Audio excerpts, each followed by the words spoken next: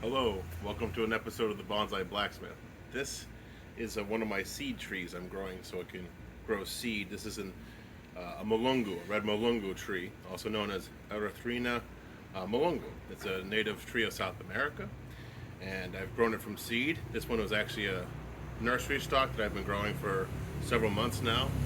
This is all, excuse me there for a second, this is all new growth that you're seeing here from my hand to here since I've had it. So, this isn't going to be a bonsai tree. I'll make cuttings off it. I'll make seeds off it. It'll make future bonsai trees. So, what am I doing with it today, you ask? Well, I'm going to take a vanilla orchid that's indigenous to Brazil, just like this tree is as well, and insisted them together because this tree grows at a rate slightly faster than the vanilla orchid. Now, the vanilla orchid isn't one of the two commercial ones that are accepted, but it does make a viable vanilla bean that's just as tasty as the other ones. There's some weird laws around it. Has nothing to do with the quality, but this particular vanilla bean is called Vanilla bahiana, and it is a viable vanilla to use to make extract for cooking and for sweets. So let's get started. So here is the vanilla vine in a pot. I've had it for almost, I would say, 9 months now, and it really hasn't been growing. Sorry for the focus. It really hasn't been growing. It's been growing air roots. Really hasn't made any headway here. It's just kind of stopped growing at the tip.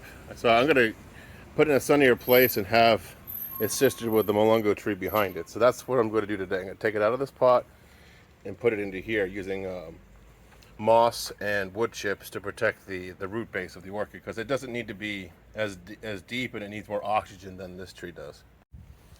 So let's get to the nitty gritty here. Let's get this removed from the pot and see what we have for roots without hurting it. Not much at all here for roots. Well, that explains everything, doesn't it, folks? That's why it's not growing. So we're going to attach this vine here. I'm going to grab my esophagus moss right here. I'm going to see if you can see what I'm doing here. Move the vine over here for now. Bring this a little closer so you can see. So I'm going to go ahead and put that moss in here so the roots can grow in here.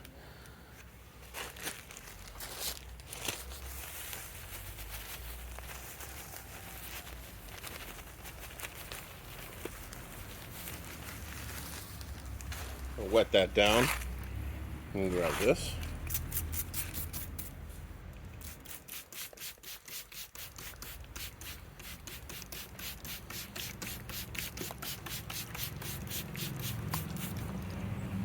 Now, I'm going to take the original base of this and place this into this moss, like so, but also feed it into the tree. So the tree will hold it. Some more of that moss around it so it holds on it well. The vine isn't designed to be on this tree right now, so it's going to have to bear with it. Take some of the original soil to compost slightly around it. Now I'm going to grab pine bark and add that to the top. And then I'll water this again once I weave the vine around the tree. But I need this to act like a weight as well. Also acts as a water shield for the roots to grow. Now we have this long air root. I'm going to move this so you can see it better. Get this long air root here. I'm actually going to go ahead and plant that back into the ground along the moss like so. And then just feed in there. Seems to like it there. I'm going to bring this even closer. Actually, you know what? Even better. Let's bring this right around like so. Nice and tight. Then we can feed this under the moss completely, so the root will pick up the moisture and nutrients. Get a little bit more moss over that. side. Move the bark. Like so.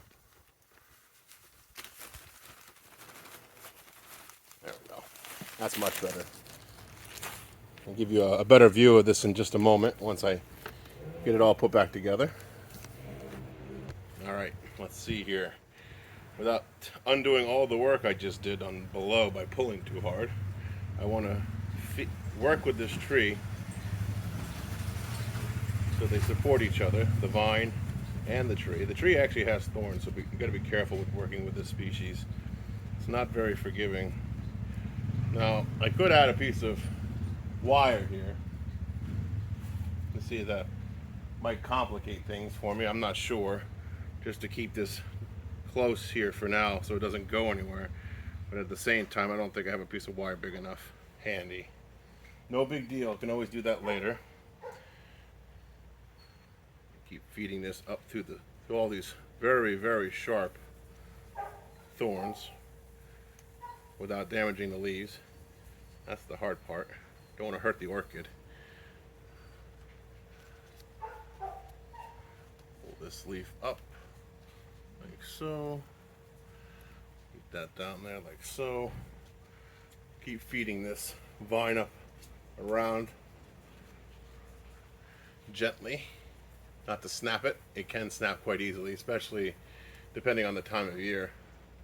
And you don't want the vanilla vine to sag down ever until you're ready for it to flower, because once it turns downward, it encourages the vine to flower. That might be beneficial if you're doing it commercially, but you don't want it to start flowering early because then it doesn't grow long. So that's the method behind that madness. So I'll go ahead and take the spray here and moisten this down. Moisten the entire length of the vine. You want to do that at least once a day, maybe twice. Definitely don't do it in the wind like I just did. You'll be wearing it.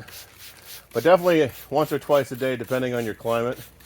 Mist this so it grows air roots to the tree. And they'll support each other. I'll give you a close-up of what this looks like now.